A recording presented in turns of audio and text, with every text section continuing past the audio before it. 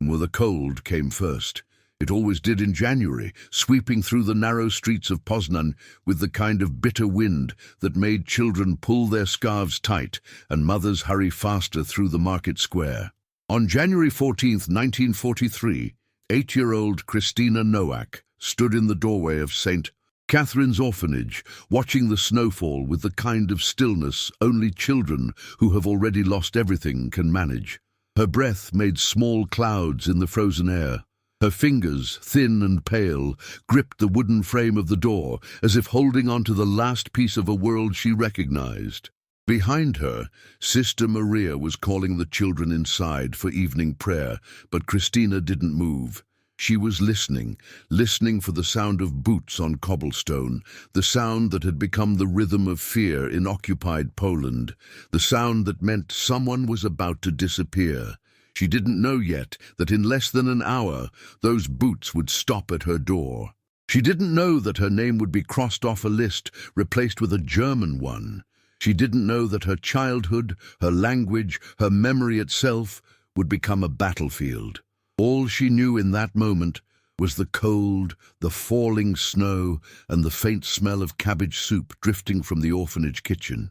She was 8 years old. She had no weapon, no rank, no protection. And she was about to be stolen. If stories like this move you as deeply as they move me, subscribe to the channel and tell me in the comments where you're watching from. These forgotten stories deserve to live again, and your voice helps make that happen. Before the war turned her into a number, before the SS renamed her Christina Neumann, before her entire existence was rewritten in German records that would be burned in the final days of the Reich, Christina was simply a girl who loved to sing. Her mother had died giving birth to her younger brother, who followed 3 days later. Her father, a railway worker in Poznan, had tried to manage alone, but the early years of the German occupation broke him. First, he lost his job when the Germans took over the railways and expelled Polish workers.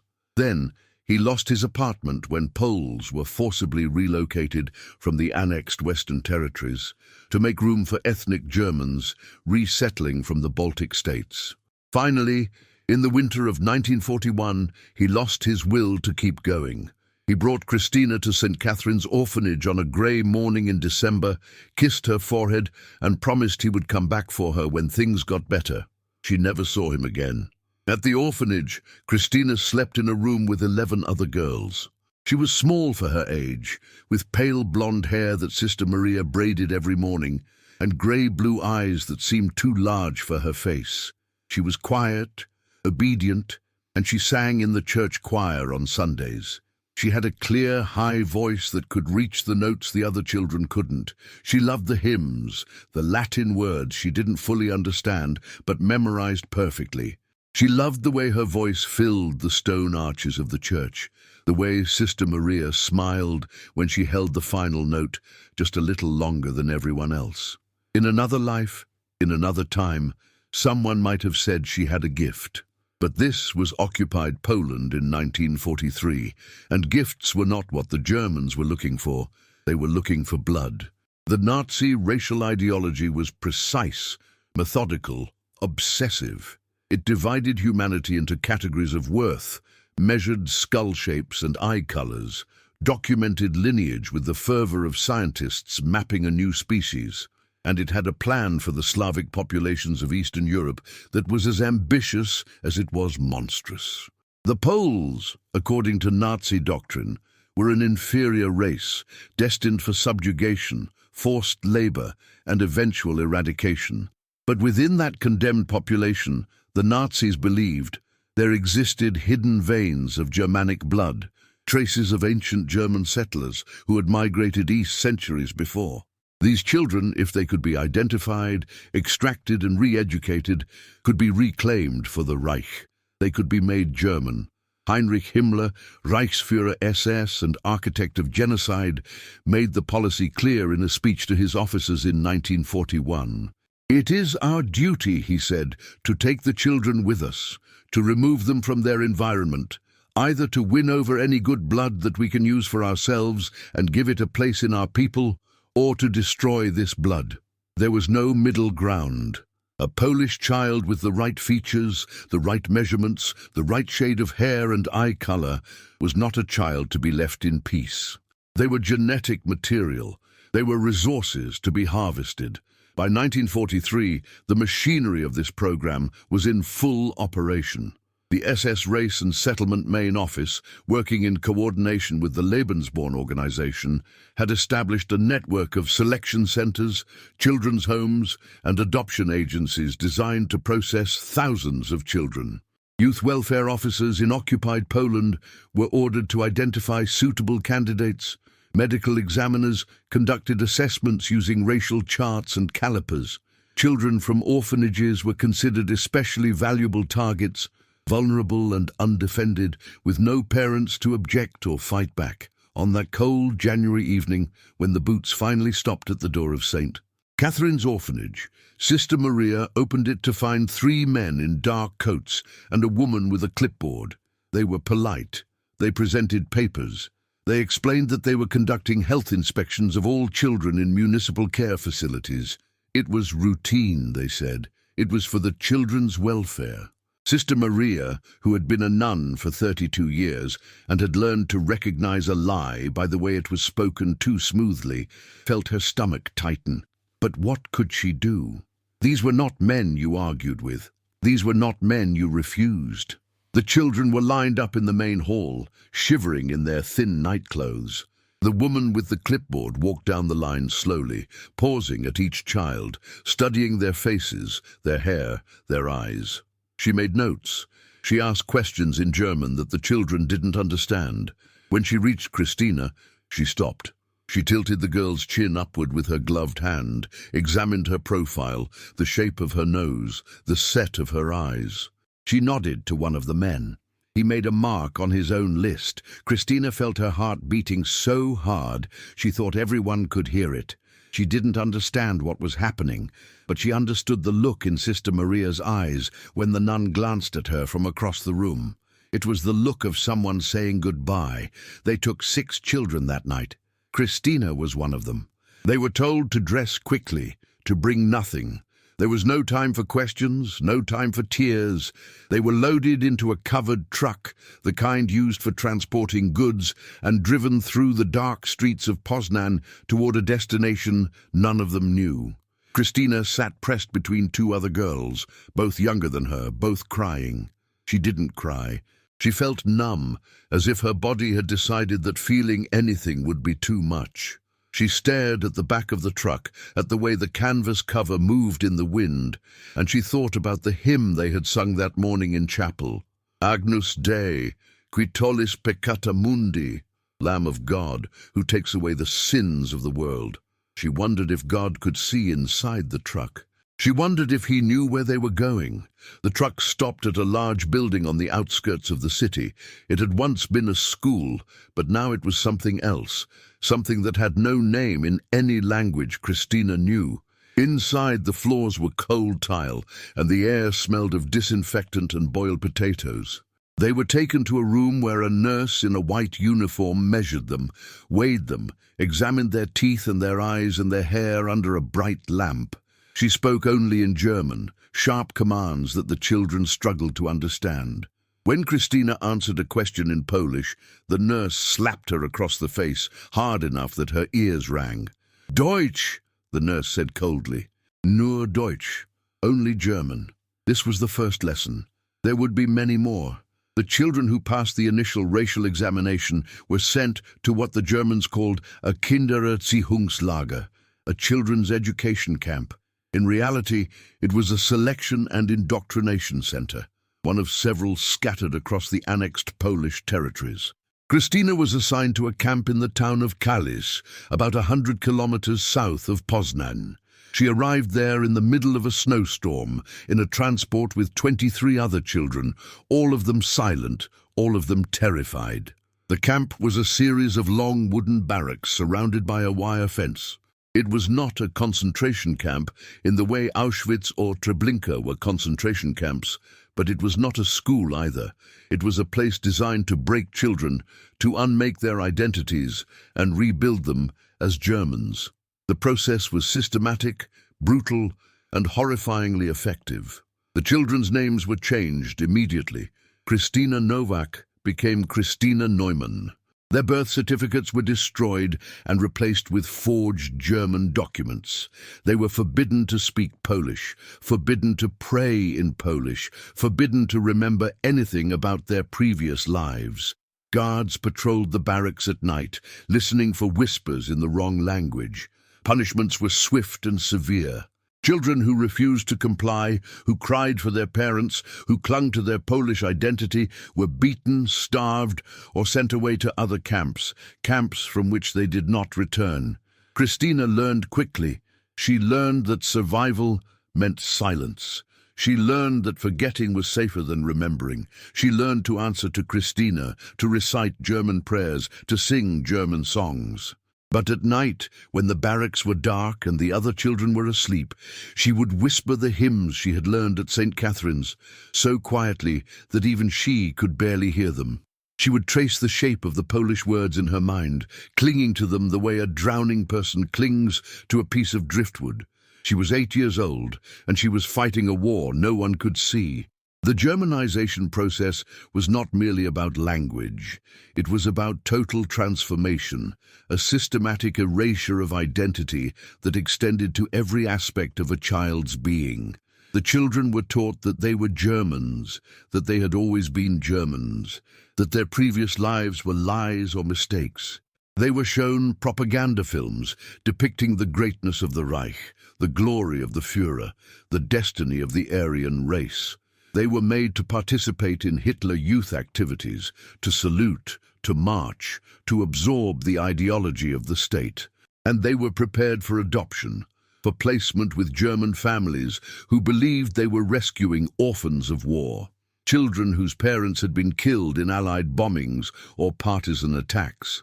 The adoptive families had no idea they were taking in stolen children, kidnapped from their homes and their people. By the spring of 1943, Christina had been at the camp for 4 months. She had learned enough German to follow instructions, to recite the required phrases, to avoid the worst punishments. She had watched other children disappear, selected by visiting SS officers or social workers for transfer to Lebensborn homes or adoption centers deeper in Germany. She had stopped asking questions. She had stopped hoping. And then, on a warm afternoon in April, something inside her cracked. A new girl arrived at the camp, younger than Christina, maybe 6 years old. She had dark hair and brown eyes, features that should have disqualified her from the program, but the Germans had brought her anyway. Her name had been Zofia, now they called her Sophie. She cried constantly, a quiet, helpless sobbing that never seemed to stop. The guards ignored her. The other children avoided her. But Christina couldn't. She saw herself in that little girl, saw the terror and the loneliness, and the desperate need for someone to say, it would be all right. So one night, when the barracks were dark and the guards were at the far end of the building, Christina crawled across the floor to Sophie's bunk and climbed in beside her. She held the little girl.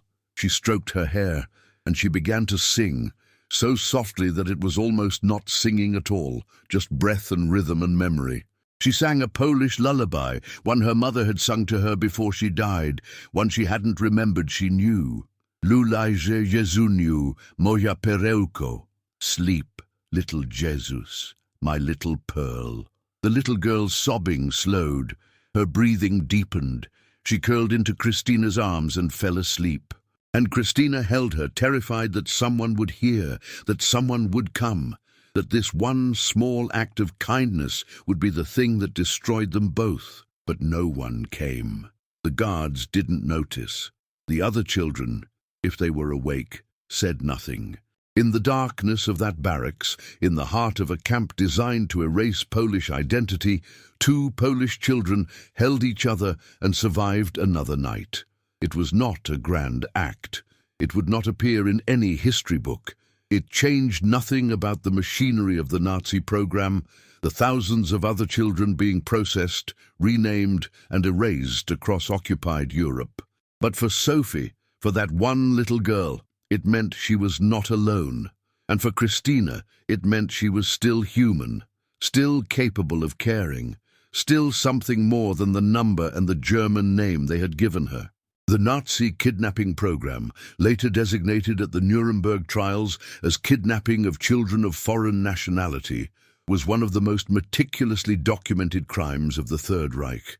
Between 1939 and 1945, approximately 200,000 Polish children were abducted from their families, orphanages and foster homes. Tens of thousands more were taken from occupied territories in the Soviet Union, Yugoslavia, Czechoslovakia, and other Eastern European countries. The children were selected based on racial criteria developed by SS doctors and anthropologists, assessed for features considered Germanic or Aryan. Those deemed suitable were sent to Germanization centers, while those deemed unsuitable were often sent to concentration camps or youth labor camps, where many died from starvation, disease or abuse. The operation was authorized at the highest levels of the Nazi state. On June 20, 1940, Adolf Hitler personally approved Heinrich Himmler's directives for the program, ordering copies sent to SS leadership, regional Gauleiters, and occupation authorities. The goal was explicit. As Hitler himself had stated in 1939, the aim was to destroy the Polish nation, to reduce its population to an expendable labor force, and to reclaim any racially valuable individuals for the German people. Children, because they were young and malleable, were considered the most valuable targets. They could be re-educated, their identities rewritten, their memories suppressed or erased entirely. The Lebensborn organization, initially created to support unwed mothers of Aryan children, became a central component of the kidnapping operation. Lebensborn homes in Germany and occupied territories served as transit points for abducted children, providing medical care, language training, and ideological indoctrination before placing them with adoptive German families. The families, carefully vetted by SS officials, were told they were adopting war orphans or children of fallen German soldiers. They had no idea they were complicit in one of the most systematic crimes against children in modern history. In the summer of 1943, Christina was selected for transfer. She had been at the Kalisz camp for 6 months, and the officials deemed her sufficiently Germanized. She spoke fluent German with only a trace of an accent. She had stopped asking about her father. She had stopped flinching when they called her Christina. She had, in every measurable way, become what they wanted her to become. She was taken to a Lebensborn home in Bavaria, a large estate with gardens and clean rooms, and German women who smiled at her and spoke in soft voices. They gave her new clothes, better food, lessons in music and arithmetic. They treated her kindly, as if she were precious, as if she mattered. It was the most confusing thing she had ever experienced. She was there for 3 months before a family came to adopt her. They were a middle-aged couple from Munich, Hans and Elke Werner. He was a factory supervisor. She was a homemaker. They had lost their only son in the invasion of France, and they were desperate for a child to fill the emptiness in their home. When they met Christina, or Christina as they knew her, they saw a quiet, well-mannered girl with blonde hair and sad eyes. They saw a child who needed love. They had no idea they were looking at a girl who had been stolen, whose entire existence was a lie constructed by the state. Christina went to live with them in the fall of 1943. She attended a German school. She joined a local church choir. She learned to call Elke Mutter and Hans Vater. She became, by all outward appearances, a German child. But inside, in the place where memory lives, she held on. She remembered her real name. She remembered St. Catherine's orphanage, the hymns she had sung, the sound of Sister Maria's voice. She remembered the little girl she had held in the darkness, the lullaby she had sung. She didn't speak about these things because speaking was dangerous, but she didn't forget. The war ended in May 1945. Germany surrendered. The Reich collapsed. The camps were liberated, the files burned, the officers fled or arrested. In the chaos that followed, Allied forces discovered the scope of the Nazi child abduction program. They found groups of Polish children in institutions, in foster homes, scattered across Germany and Austria. Some of the children knew who they were, where they came from. Others had forgotten entirely, Germanized so thoroughly that they insisted they were German, that their Polish names were mistakes. Many had no documentation at all, their original birth certificates destroyed, their identities erased. Repatriation teams were established to search for abducted children and return them to Poland. The task was staggering. There were thousands of children to locate, assess, and interview. Many were traumatized, confused, hostile to the idea that they were Polish. Some had lived with their German families for years and considered them their real parents. Others had been so young when they were taken that they had no memory of Poland at all. The teams worked methodically, checking institutions, interviewing families, following leads, but the destruction of SS files in the final days of the war meant that many children could never be identified. The estimates vary, but historians believe that fewer than 15% of the abducted Polish children were successfully repatriated. The rest remained in Germany, their true identities lost forever. Christina was one of the lucky ones, if luck is the right word for what happened to her. In early 1946, a Polish repatriation officer named Andrzej Kowalski arrived in Munich as part of a search team. He was working from incomplete lists, following tips, interviewing anyone who might have information about displaced Polish children. One of his leads took him to a school in the city, where a teacher mentioned a girl in her class who sometimes whispered in a language that wasn't German. The teacher thought it might be Polish. She gave Kowalski the girl's name, Christina Neumann. He went to the Werner household on a cold afternoon in February. Hans and Elke Werner answered the door together. They were polite, confused. They insisted there had been a mistake. Their daughter was German. She had been an orphan, yes, but from a German family, not Polish. Kowalski asked to speak to the girl. They hesitated, then agreed. Christina came into the room, 11 years old now, taller, thinner, her blonde hair cut short. Kowalski spoke to her in Polish. "Co się nazywasz? What is your name?" She stared at him, her face unreadable. Then, very quietly, she answered in Polish, "Christina Nowak." The Werners were devastated. They had loved her as their own daughter. They had believed the story the SS told them, that she was an orphan of German parents killed in the war. They begged Kowalski not to take her. Christina didn't know what she wanted. She had lived with them for more than 2 years. They had been kind to her. But they were not her family, her real family, her father, her mother, the life she had known before the war, that was gone. There was no going back to what had been. There was only the question of what came next. In the end, Kowalski took her. It was the law, the policy of the Allied repatriation effort. Abducted Polish children were to be returned to Poland, regardless of their circumstances in Germany. Christina left the Werner home in March 1946, with a single suitcase and a photograph Elke had given her, a picture of the 3 of them taken the previous Christmas.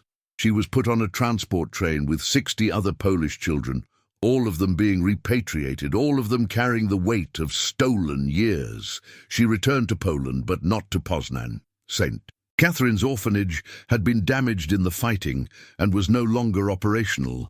Her father, if he was still alive, could not be found.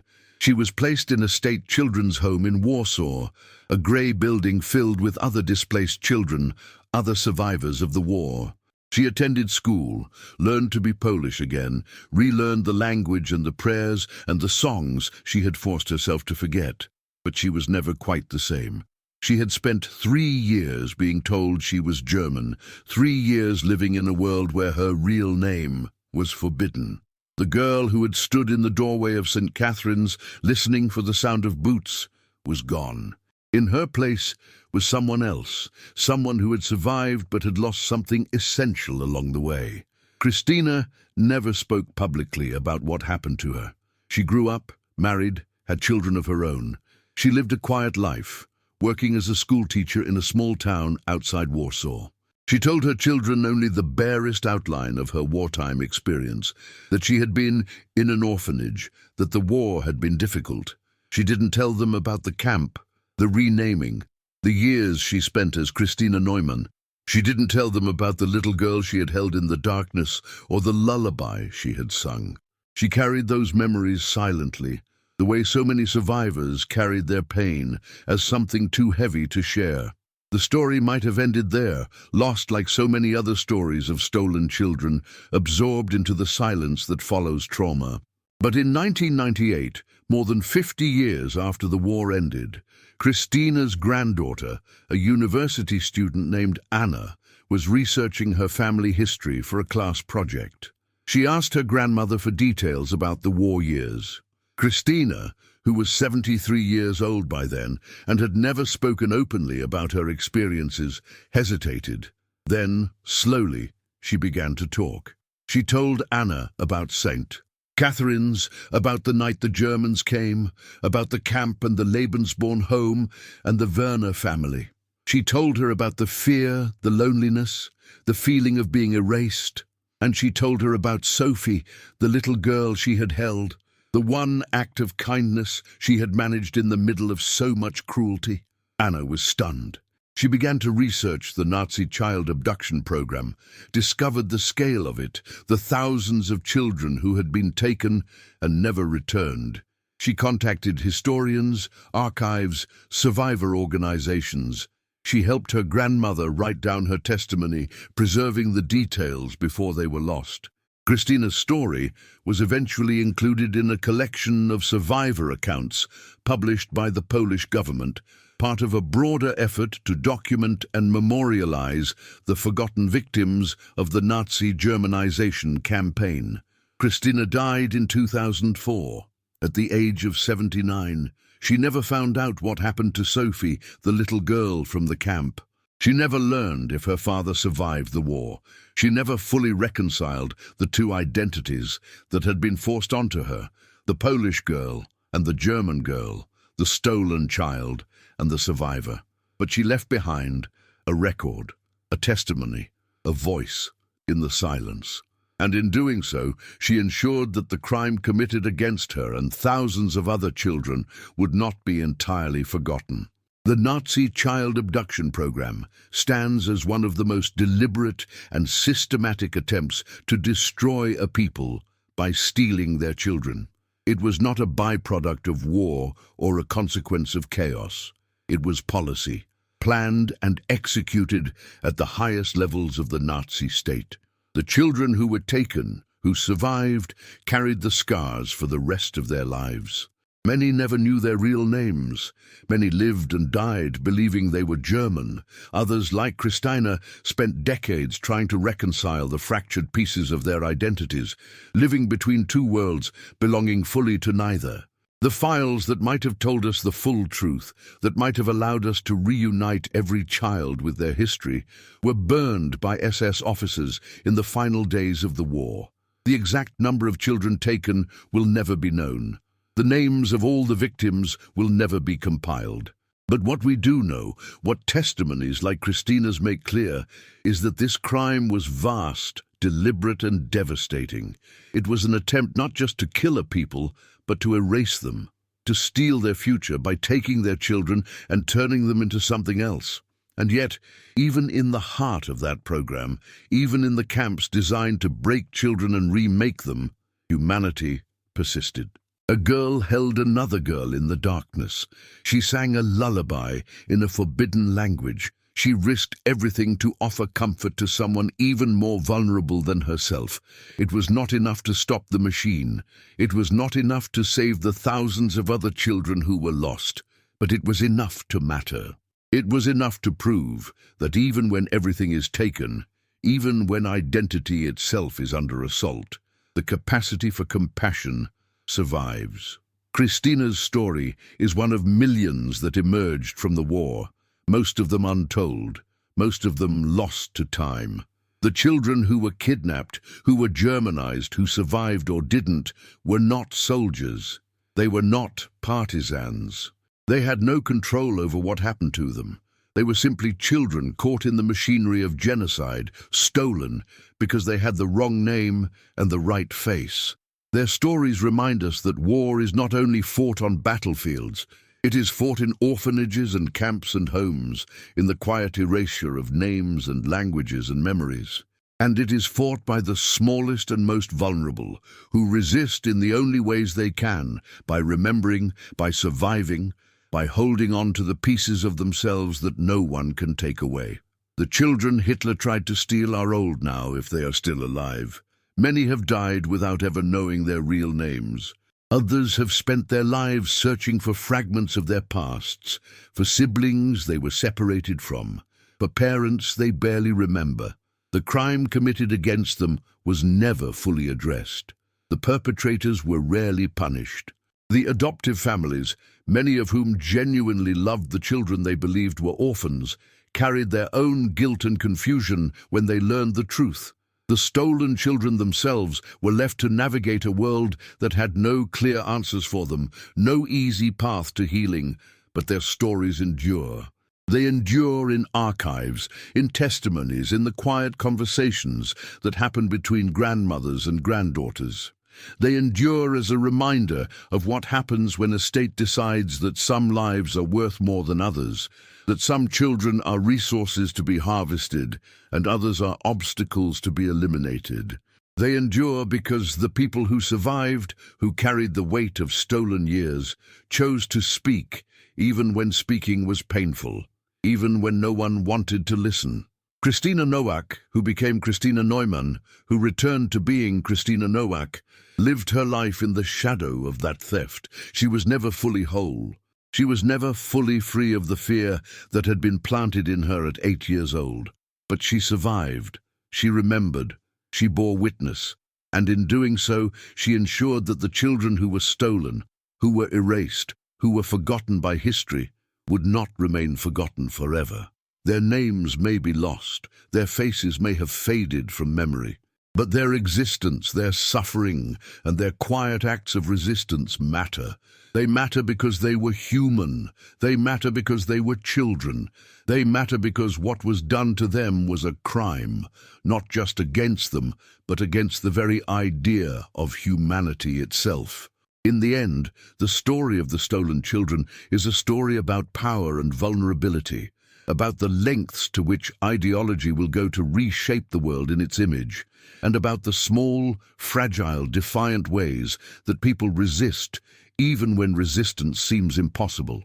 It is a story about a girl who sang a lullaby in a language she was forbidden to speak, who held a frightened child in the darkness, who survived by holding on to the smallest pieces of who she was.